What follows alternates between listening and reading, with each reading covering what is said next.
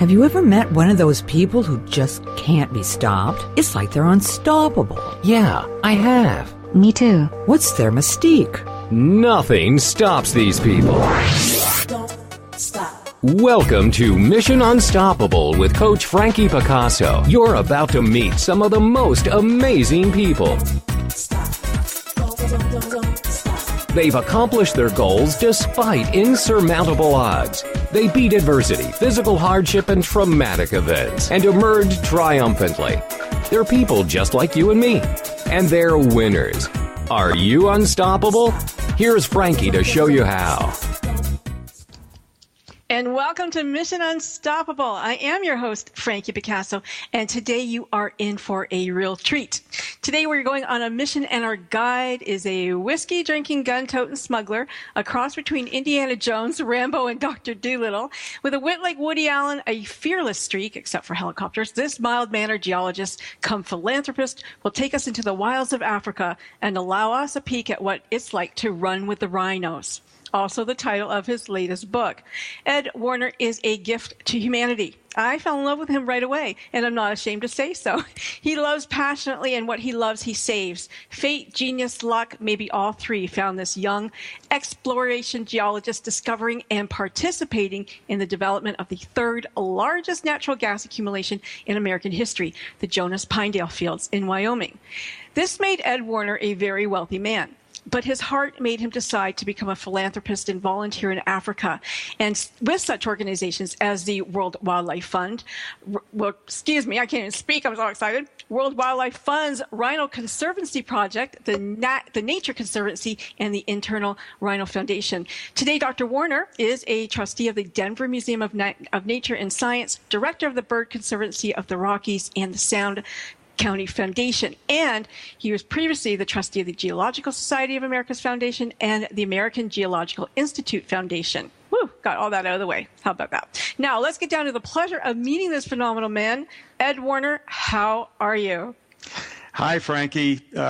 My life is great. My motto is every day above ground is a good day. I love it. You sound like my dad. Okay, well, Ed, fantastic book, Running With Rhinos. Really wonderful writing style, great wit and humor. I loved every second of it. I really did, I have to tell you that. Let's go back to the lowly geologist, the time back before, when you were married to Jackie and you were starting a new family. What was that? What was your life like back then? Had you thought about volunteering? Had you thought about, were you guys like, I don't know, did you give money to charities? Who were you back then? Well, after the oil crash of 1986, that was a previous one, I used to introduce myself to people as Ed, the self-unemployed geologist. I've always had an ironical sense of humor. I can tell. And you know what? I couldn't afford to give to charity, and so I started giving blood at the Bonfils Blood Bank. And even though my doctors tell me not to give blood too often anymore, at the age of 70, I've given about 125 units of blood. Wow, congratulations. Well, that's awesome. Then, during my real low days, late 1980s into the early 90s, I found that I didn't want to sit around my office waiting for the phone to ring, so I started volunteering at the Denver Museum of Nature and Science. I talked to kids about dinosaurs. I took them on ecology field trips. Even though I was a geologist, I already had this great love of nature, and I wanted to be able to introduce young kids, like elementary school kids, Sure. To nature. Well, they're so much fun to hang out with anyway, aren't they? What we call third graders, 8-year-olds are the best people in the world. They have no fear. They haven't become reticent about asking questions. They'll follow you anywhere. I felt like the Pied Piper. Oh, that's awesome. And I find that kids, I think they're attracted to you. You mentioned the daughter of somebody, of somebody who had a Canadian veterinarian who'd come to Africa in your book. And I could see how children would be attracted to your maybe devil may care attitude. Well, maybe they recognize that I'm still an 8-year-old myself. I've never gotten over this love of the world and curiosity about everything. And I really am a pain in the you-know-what, because I'll ask anybody any question. And Frankie, my definition of a boring person is someone who says about some topic, no matter what, that's boring. I've never found anything boring in my entire life. Yeah, me either. I love to talk to all these interesting people. Oh, I think that's awesome. So you found this gas. I mean, you became rich as Midas, and you went home and you told your wife, guess what, honey? Things are about to change. What was that day like for you? Well, I wish you could meet my wife, Jackie. She's an artist. She ran her own little building, and she did volunteer work more than she worked for a living. She couldn't care less about material things. So during the development of Jonah Field, all of a sudden we had a new partner. We had 12 drilling rigs moving in, and the amount of income was going to look like that famous climate hockey stick. In fact, it was money out, money out, money out. And all of a sudden, for the first time in my life, I was going to see a lot of income. So before it ever happened, I went to Jackie and I sat her down and I said, honey, our lives are going to change. We're going to get rich. I don't know what to do with the rest of my life. And what can I do for you? And I couldn't think of anything, Frankie. So I said, could I buy you a Mercedes? And Jackie said, quote, why would I want a Mercedes? I already have a perfectly good Toyota Tercel. Oh, my goodness. God bless her. And we still live that way. I don't resent people who have their own private jets. Right. You create billions and billions of dollars of new wealth, and you get a piece of it yourself. You should treat yourself any way you want. We wanted to foster great new ideas. We wanted to go out and have exciting experiences, and we wanted to help people. American philanthropy is the greatest thing ever invented. There's nothing like it in the rest of the world.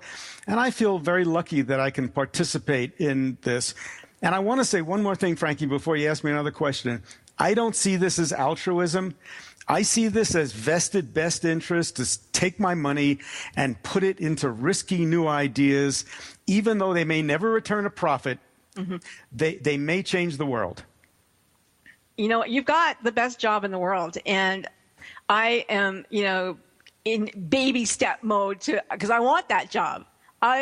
You have no idea how much I want that job. So I am so pleased to hear you say that. I really am.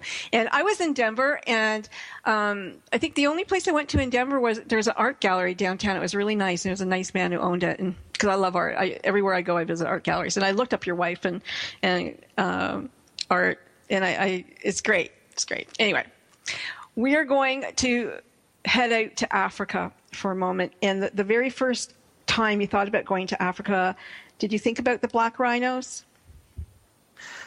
No, actually, a very wonderful friend of mine who was a Stanford professor who came from a wealthy family, he and his wife, invited me to go to Africa, my wife and I. They wanted to travel with us. And at the time, that cost of that trip was probably all the money I made in a year. Yeah. And so I had to say no.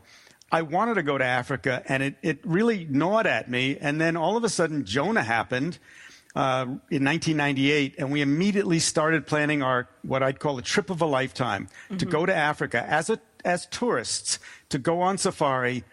And I went to Africa. I got off the plane in Maun, Botswana. I looked at the sky. I smelled the Botswana sage. I looked at the first African people I met, and I went totally nuts.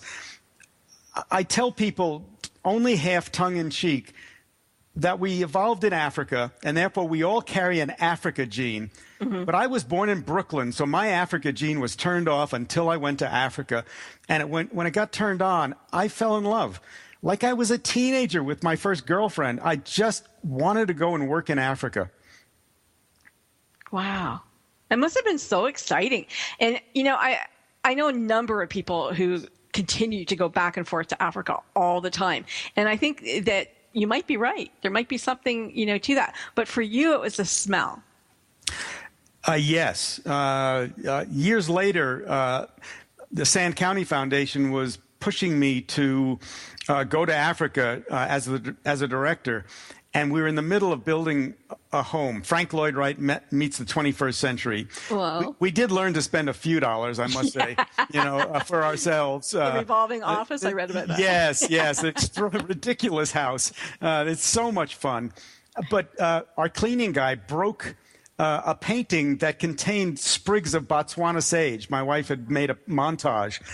And I came home and I smelled the Botswana sage, and Jackie looked at me. Even though I promised not to go to Africa during the construction, she said, just go, get out of here. And a week later, I was on the airplane to Africa to work for 6 weeks, interviewing scientists, meeting people on the private conservancies and the community game management areas. It was a marvelous trip. I have to say, I don't know if God blessed you beyond, touch you, go forth, my son, you are like the most blessed of all. But you found the right woman to marry, because my God, she is like a saint. She lets you go off. Oh, she looks at you. She goes, oh, just go to Africa. It's okay. I'll look after everything here, dear. And, you get to do whatever you want and play in whatever sandbox you want. And she's like right there with you. How amazing was it that you found a partner, the right partner for life? Well, it took me a couple of tries, but the second time was a winner, I must say. And we come from totally different experiences. I'm a scientist and she's an artist. Right. And that really helps us. It brings a totally different perspective into our lives from our partners. But when it comes down to it, people have told me, like my sister used to tell people, that I was born without the fear gene. And it's probably true, and it's actually very dangerous not to be fearful of things that can kill you. But Jackie's not far behind. We were out kayaking in Hawaii a couple of years ago, hunting for close encounters with humpback whales, and there was nothing around. And all of a sudden, there was a big white ruffle in the water, and a 13-foot tiger shark swam just under the surface, right past her kayak. Wow. I measured it. I'm the scientist, so I measured it. I got to stop you. And when we come back, we're going to hear the rest of that story because we're about to go to a commercial break. Okay. Don't go anywhere because we're going to come back and hear about this amazing tiger shark and how it almost ate you. We'll be right back. Don't go anywhere. That's right. Don't stop listening. Mission Unstoppable with Coach Frankie Picasso will continue right after these messages. Stop. If you're ready for a big change in your work, your career, your happiness, your life, it's time for the $1 Million Mindset with Marla Tabaka. Monday afternoons at 2, 1 Central on TogiNet.com. Marla believes that with the right mindset, anything is possible. Join us as successful life coach Marla Tabaka inspires you and her clients to explore, discover, and live your dreams by developing what she calls the $1 Million Mindset. Marla will inspire you to take action on your dreams and reveal secrets to success that will help you realize your own unique power. Tune into the $1 Million Mindset for heartwarming stories with Marla Tabaka. Learn tips and tricks to building a successful business and unlock the secrets to creating a happier, more balanced life through abundant thinking and attraction power. For more information on the $1 Million Mindset, go to our website, marlatabaka.com. That's MarlaTabaka.com. It's the $1 Million Mindset with Marla Tabaka. Monday afternoons at 2, 1 p.m. Central on TogiNet.com. This is the TogiNet Radio Network. Radio with a cutting edge. Have you heard? The pages of American Patchwork and Quilting magazine come to life on our new weekly online radio show, American Patchwork and Quilting. Join Pat Sloan, our blogging and quilt designer host, as she talks about the latest trends, ideas, and inspirations. Her guests include quilt pattern designers, authors, quilt shop owners, and our editors, all quilters, just like you. Call in with your questions. Get quilting tips from industry experts.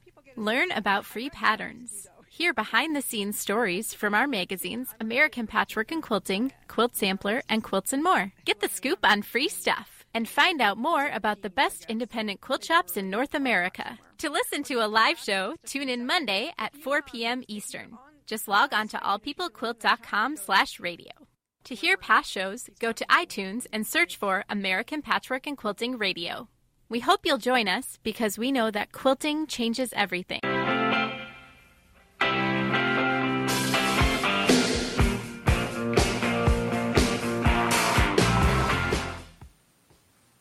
And we're back. I'm back with Ed Warner. He is the author of Running with the Rhinos. And he was just telling us the story of his lovely wife, Jackie, when they were in Hawaii. They were in kayaks and a huge tiger shark just came by. And tell us the rest of the story. What happened? Oh, he just came by and visited us. I think what he was doing... Don't poo-poo it. Well, yeah. When he rushed the kayaks, I think he was trying to decide whether we were something to eat. Right. And since we don't drag our feet in the water or our hands in the water, he went right on by. But it was a story to be able to tell when you got home. And Yep. you were telling me off here that we were talking before we went to break about how you found the right partner for you, and how you don't have this fear gene, and your wife Jackie is close behind because she wasn't fazed by this. She actually doesn't seem to be fazed by a lot of the journey that you guys went on in Africa. Because how many times have you been there now? Like can't even count. Over 15, 10, over 15 trips, sometimes 6 or 8 weeks at a time, working on the savannas of Africa with native peoples and private lands conservancy. How exciting is that? So you've met some very interesting people over there. Clive is one that comes to mind. He seems like a very interesting person. So the first time you went as tourists, you got an idea of the landscape. The second time you went back was because you decided to invest. Now you're going to volunteer. When I came back from Africa, from our safari trip, I started talking to my friends about conservation, and especially working in Africa, and they got bored with me. So they introduced me to a wildlife conservation biologist by the name of Carl Hess Jr.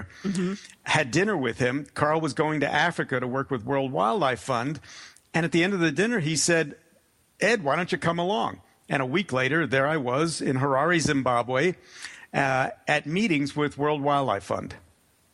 So let me ask you this, because there's a lot of us, animal lovers out there who like to give money that we don't have to charity. Is World Wildlife Fund an organization that we should give our money to? Well, I try to work with smaller organizations. WWF does a lot of good work, but they're huge. Right. So a lot of salaries? Yes, there's a lot of bureaucracy. There's a lot of organizational things, and I'm kind of a crazy man, and I like to try new things, and I would rather work with smaller organizations. The International Rhino Foundation is much smaller, but they're a single species. Actually 5 species of rhinos, but they work on one single animal. It's wonderful and important. But my favorite is the Sand County Foundation of Madison, Wisconsin. We've worked all over the world. We work with private landowners. A lot of the lessons of Africa that I worked on there, I brought back to the U.S. And since they're a small organization working on real experimental stuff, I really found my place there. And I would rather people supported Sand County Foundation first, and or the International Rhino Foundation second, than the really big guys. Now, is that because you get to put your finger in that pot and stir it a lot easier?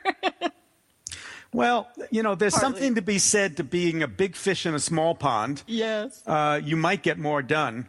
Yes. Also, I find that I work with people. I love ideas, and I want to create new chances to try new things. But when it really comes down to it, it's the greatness of people. So in Africa, Frankie, how weird is this? I show up, I'm nobody. All I want to do is volunteer and try to work with new people. And I become friends with Clive Stockill of the Save Valley Conservancy and Raoul Dutoit, who runs the Conservancy Rhino project for International Rhino Foundation.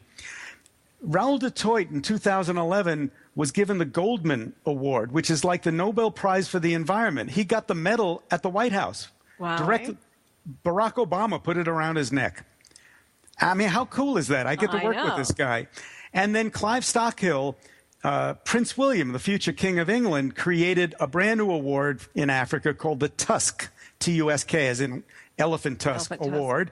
And my friend Clive was the first recipient. Wow. That's awesome. Wow. That's awesome. And Clive's partner is Lynn Barry, artist, again, another artist, fantastic artist, I might add. Lynn Barry is a wildlife artist, but most wildlife artists paint as if you're looking at a photograph of a lion or an elephant, and Lynn paints like one of the French Impressionists. Right. Her wildlife, we it's have phenomenal. We have a lot of her.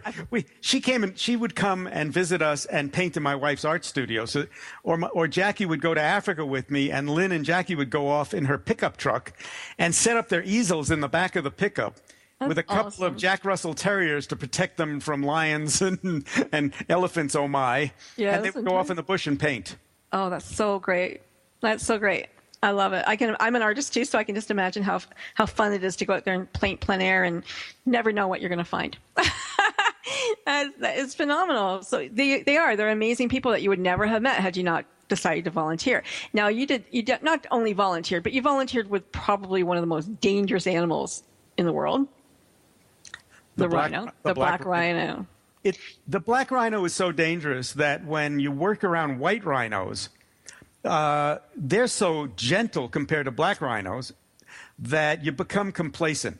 Mm-hmm. So white rhinos are grazers. They're like giant cows with horns on their noses instead of sticking out of their ears. And they're extremely big. They weigh up to 6,000 pounds. And they are very dangerous. They do charge people, and they are kind of nervous animals, but they're safe to be around compared to black rhinos. For instance, you can reverse a sedated white rhino and stand around 50 feet away and watch it when it wakes up. It wakes up very slowly. But you would never, ever do that with a black rhino. When you reverse a black rhino who you put under sedation, those darn things will pop up like a jack-in-the-box and immediately, upon waking up, try to kill somebody. So with black rhinos, when the veterinarian says, "Is everybody ready?" and goes to reverse the rhino with the hypodermic sticking in its ear, everybody is either up a tree, in a helicopter, or in a vehicle driving away. And the veterinarian then runs to the helicopter and takes off, or jumps in a vehicle, or climbs a tree himself immediately. That's how dangerous they are. I love the stories about how you say everybody has to be able to climb a tree in order to go off on a little expedition to see the black rhino, and that you have these wonderful trees there that are easy to climb, and everybody has a tree. They know which tree they're going to run to the minute it happens.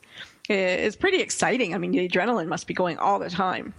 You got to be careful of the trees in Africa. You want to pick out a mopani tree or a young teak or something like that, or a pod mahogany, but the big ones are too big to climb, and then a lot of the trees have thorns on them. And trust me, you do not want to be in between being chopped up by thorns and being stuck up by a rhino who's trying to reach you. Now, the black rhino likes to eat thorny things. Did I get that correctly? Yes, the black rhino is a browser. And he browses thorn bush and other kinds of leaves and stems off of bushes. He's also, they're loners. So the only time you see black rhinos, more than one of them anymore, is when there's a baby, a calf with a cow, or a bull looking to have a good time out on Saturday night. Right. So let's talk about the, public versus private conservancy, because the black rhino in the public land they're down to how many, like 10 or something crazy? Well, in Zimbabwe, that used to have many, many thousands of rhinos, the poaching of the 1980s destroyed most of them.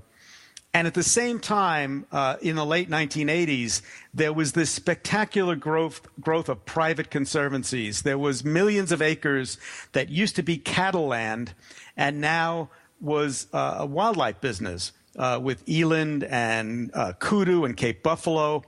And in Zimbabwe, around 1990, national parks realized they could not protect the last of the rhinos and started negotiating with the private conservancies to take up to 20 animals each.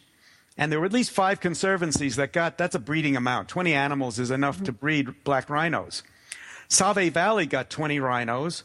They put their scouts on guarding them all day long so that the rhinos had a lot of protection compared to the national parks. They had 14-foot-high double electrified game fences to keep people and other animals out. And so it worked really well. So in 1993, National Parks gave Save Valley 20 rhinos. In 1994, they had too many elephants in some of their national parks, and they were going to cull 500 elephants. And that's one of the most traumatic experiences for a biologist or even a professional hunter, because it means killing the entire herd of elephants from the matriarch down to a 3-day-old baby. It is heartbreaking. So my friend Clive Stockhill, one of the reasons he won this prestigious award, and another guy with parks called Clem Coetzee, convinced national parks that they could actually sedate entire rhino herds instead of killing them. And they did it. 1994, they captured 535 rhinos and transported them to the Save Valley Conservancy. The only ones they did not sedate were the littlest babies. They threw nets on them, they wrestled them to the ground, they picked them up bodily and stuck them in the containers with their mothers. So they would be with their mothers. The mothers were partially sedated in the trucks.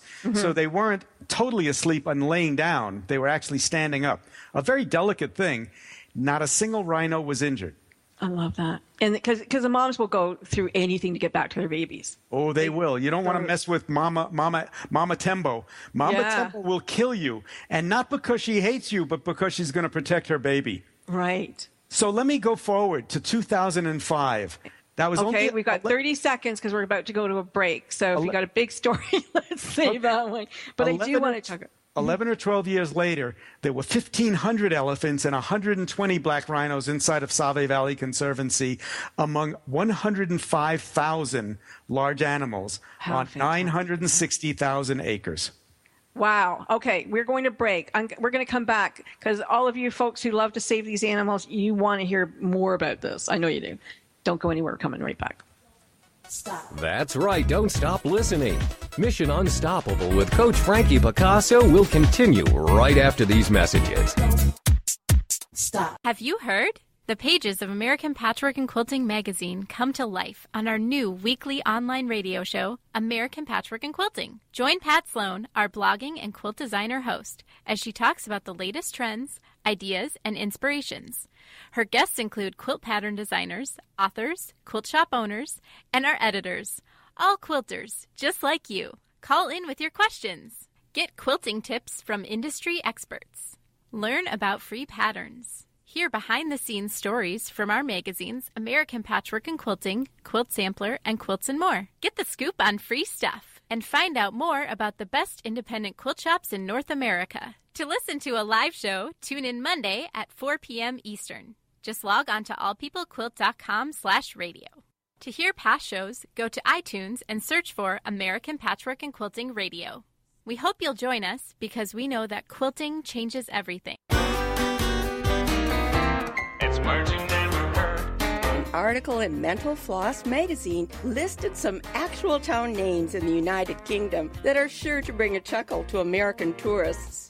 Would you like to live in the village of Upton Snodsbury? It's near North Piddle. How about Pickle Church in lovely South Gloucestershire? Or Barton and the Beans in Curry Mallet? How about a vacation in Mudford Sock? Or Puddletown, an adorably named spot in Dorset? But my favorite town is found in Buckinghamshire. It's called Blubberhouses. I'd like to send a big thank you to all of the brave men and women of our armed forces serving at home and abroad. We appreciate all the good you do in the world on behalf of America. It's words you never heard. I'm Carolyn Davidson, and you can have fun challenging your words you never heard vocabulary with my new app, Too Funny for Word.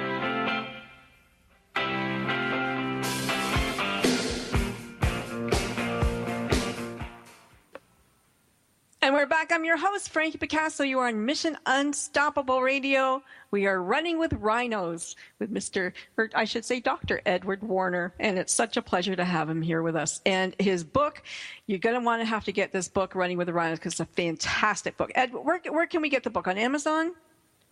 You can purchase the book at your independent bookstores. I highly recommend going and telling them to order it for you if they don't have it in stock. Barnes & Noble, I think I'm in 109 stores now. Amazon, of course. And let me just point out to your readers that all of the proceeds from the book, that is all my royalties, or if I sell the books myself, go to saving wildlife.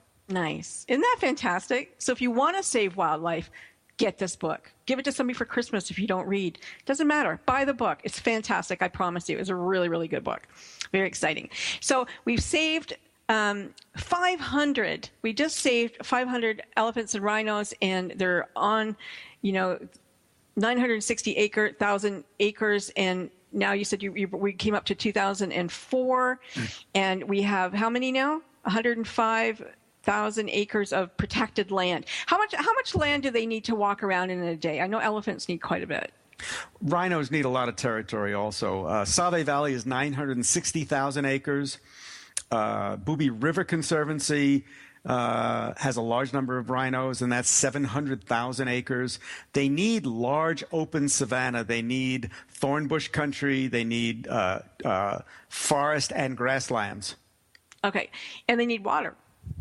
And they need water. And one of the reasons that the Zimbabwean private conservancies was successful is because they were previously cattle ranches. They had water points for water for the cattle. So they took those water points, and they, like water tanks, just like we have in the U.S. and Canada.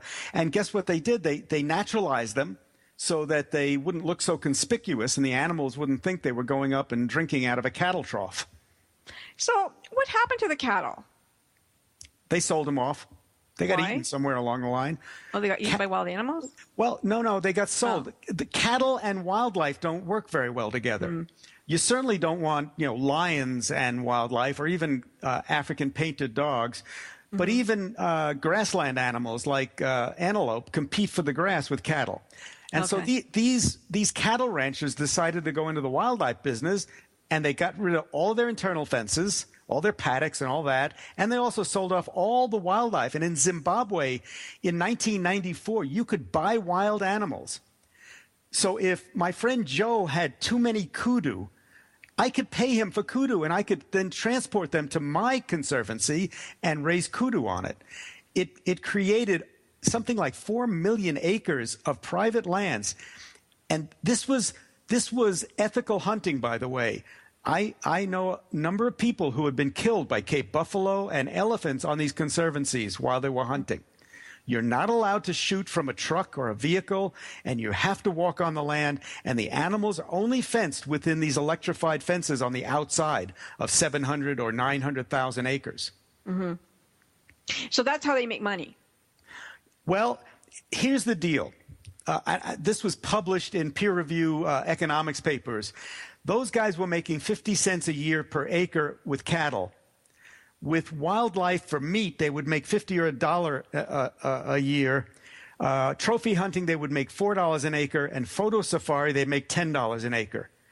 So there's an evolution going on, a logical progression towards photo safaris. Sure. Yeah, who wouldn't want that?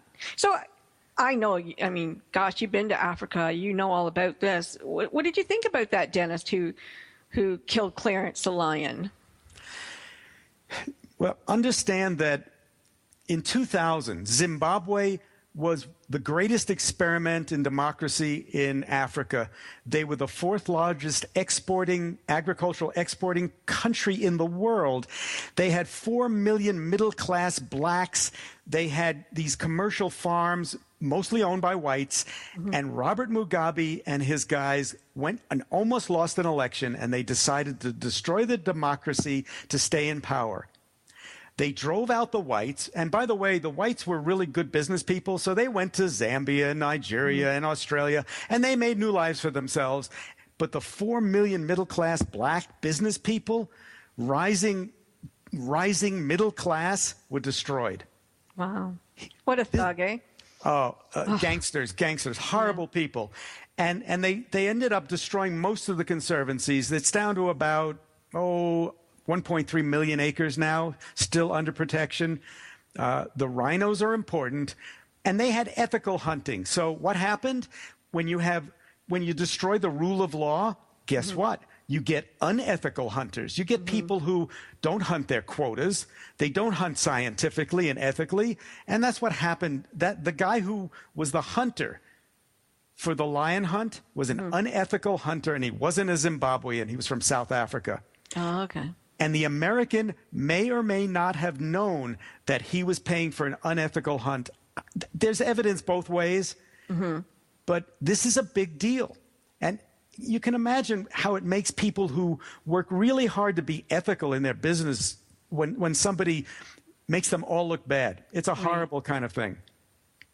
You were telling me off air about the impala hunt, that how an impala can feed X number of people, and so tell us about that.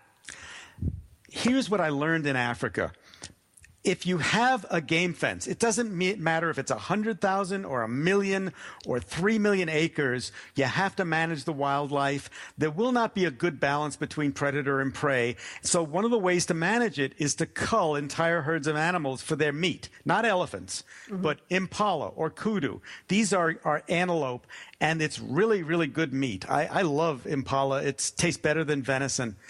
So on Save Valley in 2005, they had 25,000 impala, and national parks allowed them to cull up to 7,000 animals.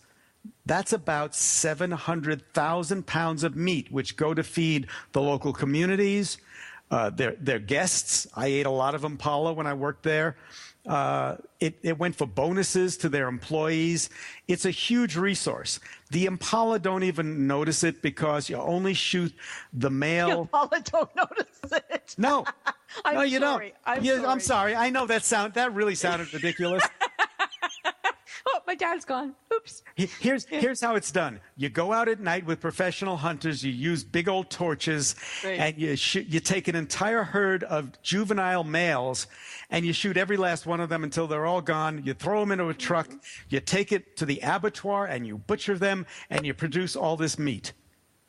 It doesn't affect the ecology of the impala very much, because most of the big impalas are already breeding. And only one out of about 100 impala males ever get to breed. But I thought, it's interesting to talk, because I'm obviously not an expert on conservancy or anything like that. But, I can just notice from my own backyard, I live kind of in the countryside. And, a couple of years ago, I was overrun with bunnies, rabbits everywhere. And then the foxes came, and a lot of fox, they had a lot of babies because there was a lot of food. And this year, you can't find rabbit poop anywhere.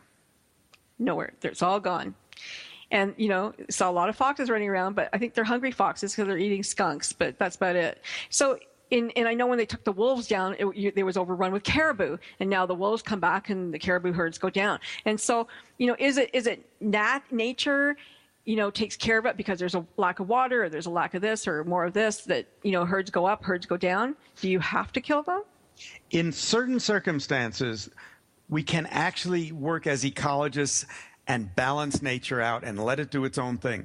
And that's a beautiful thing to behold. But for the most part, with 7 billion human beings on Earth, that's not working very well.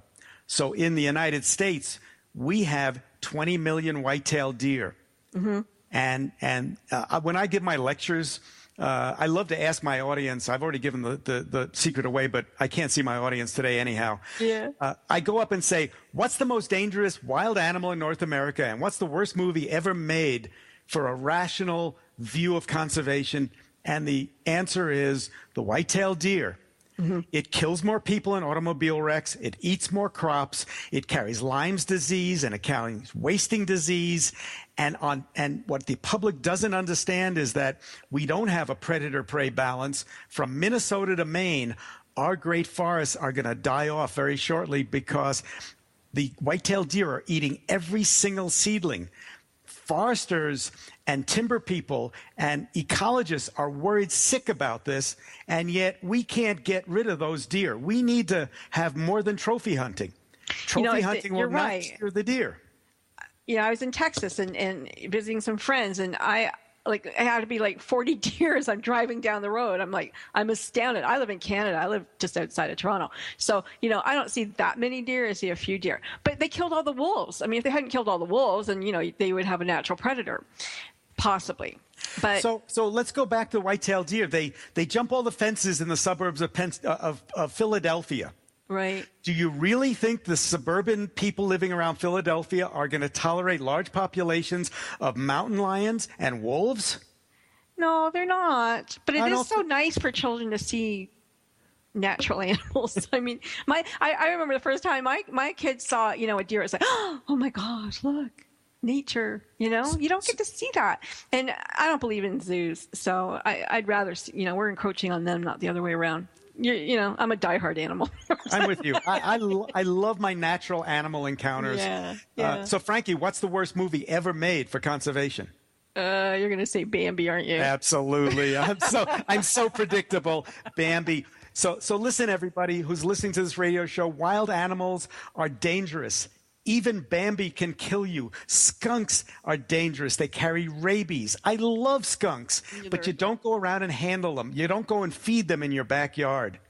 People in Colorado living in the mountains leave their dogs outside. What's a dog's best nightmare? A mountain lion. Yeah. Yeah, I wouldn't do that. And these people want the mountain lions killed because they ate their dogs. Oh my God. I'm sorry, I don't agree with that. No, I don't agree with that either. People they have to be smart. We're going to go to a break in less than a minute, but thank you for bringing that up, because people do need to be smart about their animals. You have to bring your animals in bad weather. You have to bring your animals in to keep them safe. You have to bring your animals. You have to think, if you're going to have an animal, they're your family. Look after them, please. Makes me so angry. But it really does.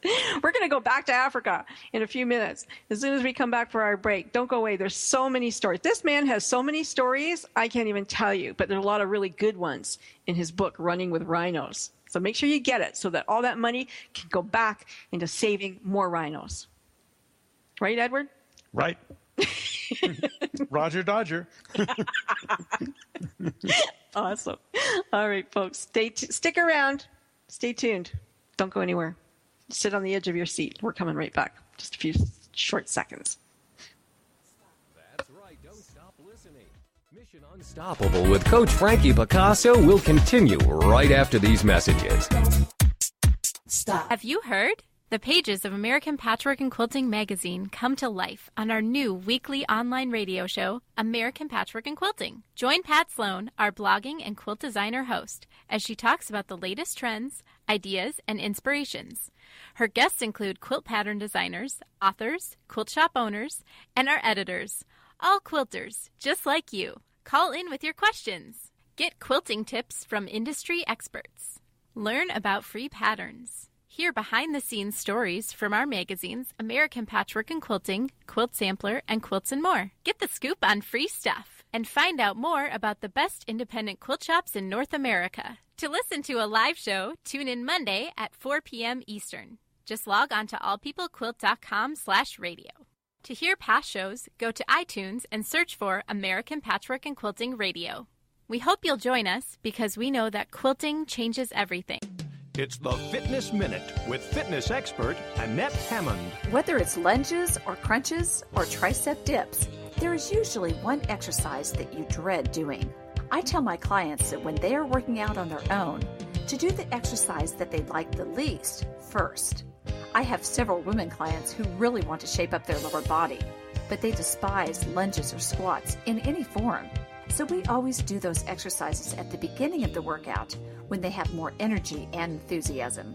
By waiting until the end of the exercise session, especially if they're working out on their own, it is too easy to cut the workout short and not do those important exercises.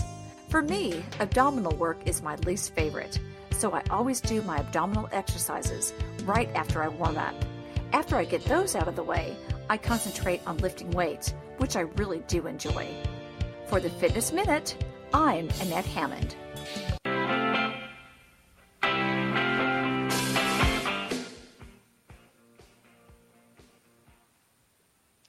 we're back. I am Frankie Picasso. My guest is Ed Warner. He is the author of Running with Rhinos.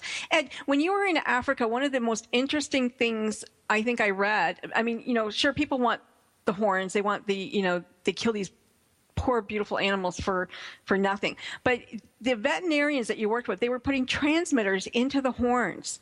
How do they do that? Why don't you tell the folks why and how they did that? Well, initially, biologists wanted to be able to track the rhinos, and they do that with elephants and lions. The lion that was shot that was so controversial was wearing a collar. Oh, he was? Oh, yes, he was wearing a collar. That should have stopped that hunt right there. Yeah. So they tried to put colors on rhinos, but if you look at a rhino in cross-section, his head is triangular shape. So they would try to pull the collars off, and they might strangle and die. So they went to these transmitters, and they would drill a hole in the side of the rhino horn and then lop off the tip with a chainsaw. We carry chainsaws with us all the time. And then drill down into the horn and put a transmitter in and then epoxy it all in place with the transmitter antenna sticking out the tip of the rhino's nose. It was really funny looking. Well, those are still pretty big. And the battery is the big problem. Just like with, automobiles, batteries are problems. We now have little tiny transmitters that are hardly bigger than a chip, about half the size of one of those little memory chips you put into a camera. Right. And the transmitter, the antenna, I should say, is all enclosed in it. My hopes is that someday we will have transmitters so small that we can have the receivers in the airports and we catch the poachers as they're trying to leave the countries and put them in jail. Yeah. I would love to see a Chinese diplomat go for 10 years in an African jail. So you picked up all the shavings, you said. Why did you do that? Well, I don't know, maybe superstition and maybe because they're of value. But it just seemed like as expensive as rhino horn was, we wanted to make sure all of it got protected. The rhino horns that are cut off by chainsaws or the drill bits, and shavings all went into a locked facility at national parks in the various countries that manage rhinos, and they're protected. And I was so concerned about the gangster government of Zimbabwe, I actually asked for proof one year to make sure that they hadn't stolen the rhino horns, and they have not. And the reason is that is subject to CITES, right? The Convention for Endangered Species. And if CITES went into that safe and didn't find the rhino horns, they could stop all hunting in that country, and it's a big business. Wow. Follow the money. You did go on follow the money. You did go on a couple of journeys with these guys, with the veterinary, whether you took rhino horn off. Why did they do that? Well, the idea was that if it looked like they were going to be poached, you could find poachers' footprints around. If you took the horn off, then the poacher wouldn't shoot that rhino. Oh, okay. It's a great theory, but rhino horn is just like your fingernails, and it grows back continuously, and it grows about 4 inches a year. So let's say you were a poor Zimbabwean subsistence farmer who was a poacher, and you found a rhino who's had its horn cut off 2 years earlier. That's 8 inches of horn. You would shoot it. We did find rhinos that had been dehorned a year or 2 or 3 earlier that had still been poached anyhow. But don't they need that horn to eat and do stuff? I like animals in a natural environment. So one year we were doing dehorning, and we had found all but one giant male rhino. And for a week we kept tracking him and trying to find him. And the last 6 days I was rooting for the rhino. I didn't want him to be found. Yeah. I figured this old bull was going to have the greatest sex life of any rhino in history. And more power to him, Yeah. So funny. I love it. And did they find him? No. Yay! Hey. Yay for the rhino. And hopefully he pokes that damn horn up some poacher's butt. That'd be great. Well, you certainly had some amazing journeys over there. And when was the last time you were in Africa? 2013. Nice. Okay. Yeah, the last 2 years I've had other obligations, and rhino operations did not occur when I expected it to. So I try to block a month off. So, for instance, last year when rhino operations were happening, I was on a 150-foot boat in Indonesia helping marine biologists do a coral reef survey. Nice. Wow. I want to, let's go back to Africa for 1 second, because you became an expert at tracking. You became a poop expert. Like, you would tell tales about riding your bike. Oh, I saw that poop. I saw that. Now I know who's in the forest with me. Tell us about that. Well, I guess I'm kind of obsessive, and I'm a scientist. And so even when I went as a tourist, I studied for almost a year. I read the history of Africa. I studied ecology. I actually had spore charts so I could track the animals. I could tell the difference between an impala and a kudu. It's not actually very easy. I wanted to learn all the plants and what they ate. And so for me, it was a natural progression to learn everything I could. It was interesting. You were writing about, I keep hearing the black rhino. I keep hearing a black rhino, and it was a zebra. I am a lunatic. So I took a bicycle, one of my mountain bikes, to Africa, and I rode on the Save Valley Conservancy with rhinos and lions and leopards and Cape buffalo and elephants. Oh my, the big five, all without fencing. I mean, I'm on dirt trails. With my binoculars. I have a shortwave radio on one hip so that I let them know where I am, and in case I'm up a tree, what's going on, and a .357 Magnum handgun, which, by the way, I never had to fire, nice. And my binoculars on a bicycle, and I would track herds of wildebeest. Well, zebras snort. That's the English pronunciation of zebra, by the way. Zebras, they snort just like a black rhino. And if you're on a bicycle and you hear that snort, you don't go and look around. You jump off the bicycle and race up a tree. And then you look around and you see some black and white stripes. The animal I worried most about were the Cape buffalo. The big old bulls are totally insane, and they really want to kill people. My friend Clive was almost killed by a Cape buffalo. He spent 6 weeks in hospital. He was also almost killed by a rhino, a black rhino, when CBS was filming rhino on the Save Valley Conservancy, and he spent 6 weeks in hospital. So this is really it's dangerous work. Yeah. Wow, it is dangerous work. But you guys managed to do this work, and you do it, thank God somebody wants to do it, because I just can't even imagine this world. I'm tearing up already. I can't imagine this world without those animals in it. The folks who do this are my heroes. They risk their lives. If you can imagine, in Kruger National Park right now, there's a war going on. Through August, there were 80 poachers shot by a combination of national parks and army. The army, it's a war going on in there. That's how bad it is. And these guys there are some South African National Parks rangers who have been shot and killed by poachers. It's dangerous work. But it's not for food, because you've got 700,000 pounds of food that you could give them if they wanted to eat. It's greed. It's strictly for the horn. It's strictly for the horn. What happened about 7 years ago, this is crazy making stuff. A Vietnamese government minister announced to the world that rhino horn had cured his cancer. Oh. And in those 7 years, rhino poaching in South Africa went from about 100 animals to 1,200 animals a year being killed. Unbelievable. Well, in Africa, if you have sex with a baby, it cures your AIDS too. So ridiculous things going on. Ridiculous things going on in the world. Yeah, Frankie, some belief systems around the world are simply mind-boggling, and they're beyond our comprehension. I get that. But you know what? The Chinese really need to do something, and I think ultimately we have to re-educate the next generations to love nature and to love these animals. Rhino horn is some cross between hair and fingernail. It can't possibly be a real aphrodisiac. It can't possibly cure cancer. I mean, I don't care how worried you are about dying of cancer. Chewing your fingernails off is not going to cure it. But Chinese don't seem to have I don't understand their lack of empathy for animals. Well, I don't know if you saw the 2 golden retrievers who were sent to Oregon a couple of weeks ago. Absolutely gorgeous dogs who were, in line for restaurant food, and this organization saved them. They'll eat anything. That's true. But then I'm an omnivore too, so I understand that, and I understand that it's their culture, and we need to help them change their culture.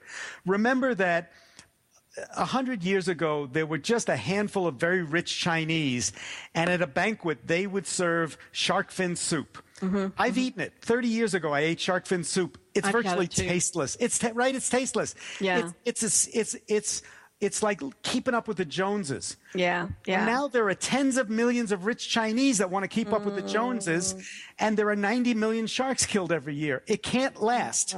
We're running out of sharks. And so what we have to do is convince the Chinese to convince themselves that there's a better way to celebrate their new wealth than killing and eating rare animals. Ed, we've got like 2 minutes left, I think. He just wrote me 2 minutes left in the show. I can't even believe it. I alluded at the beginning that, you could put gun runner and smuggler on your resume. And it was a little tongue in cheek, but true, because you did bring guns you had to look at the war, like you said, that was going on. What did you bring over there? Or what did you pay for? Well, I raised the money to supply the AR-15s. To arm our scouts in Zimbabwe. So I did some of that. Yeah. I also discovered that I was working with scientists who were subject to terrible tariffs and all kinds of paperwork and bribes. And in my little suitcase, I could bring computers and GPS units and transmitters and all this stuff. Phenomenal. And I would show up as a tourist. I'd be wearing khakis. I'd have my camera around my neck, my horrible old hat on, my big, loud American voice saying, "Oh, I love your country. I'm coming back on safari." And all the time I would be watching the custom agents, and as soon as they were busy, I would walk right through no declare. Worked like it worked. I was a champ at it. I don't know how, I just could get away with it. Do you have a website? Yes, it's Edward M. Warner. I have a Facebook site, and you can find me on Twitter. So you're edwardmwarner.com? Yes. Okay, folks, this is the last minute of our show, Ed. So he's the author of Running With Rhinos. Get the book. It's going to pay to help save rhinos. EdwardMWarner.com is his website. Check him out.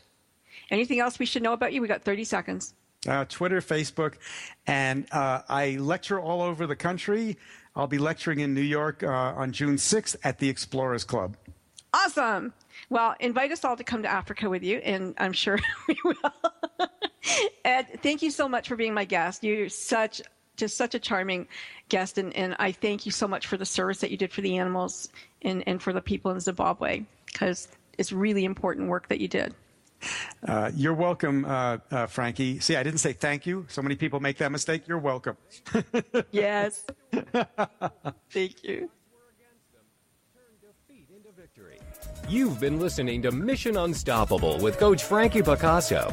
See you next time, and always remember... Don't stop.